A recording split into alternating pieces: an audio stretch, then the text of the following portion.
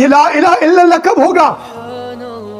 جب ہم امام حسین رضی اللہ تعالیٰ کی تمنا کو پورا کرنے کے لیے اس دین کو دنیا پر مقدم کر دیں گے، دین اسلام کو پھیلانے کے لیے اپنی جان اور مال سے تیار ہو جائیں گے، عملی میدان میں حضور نبی کریم صلی اللہ علیہ وسلم کے وعدے تغزو الہند کو تکمیل تک پہنچانے کے لیے حضرت امام مہدی علیہ السلام کے لشکر کے سپاہی بن کر عملی میدان میں نکلیں گے۔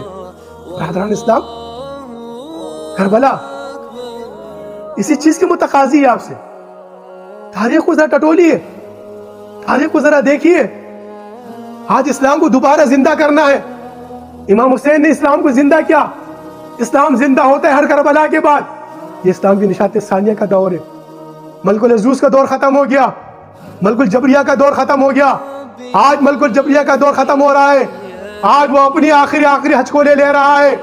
آج پورے سرزمین زمین کے اوپر آپ دیکھ لیے امت مسلمہ کے جہاں پہ ملک الجبریہ کا دور ہے، جہاں بھی مسلمانوں کی حکومت ہے، جابر حکمران ہے، یہ جابر حکمران کیا کر رہے ہیں؟ آپ اپنے پاکستان میں دیکھیے کس طرح جو یہ عوام کی چمڑی ادھیل رہے ہیں، کس طرح عوام پر کس طرح ٹیکس لگا رہے ہیں، کس طرح عوام کی توقیر کو کس طرح ذلت و حقارت کی نظر سے دیکھ رہے ہیں۔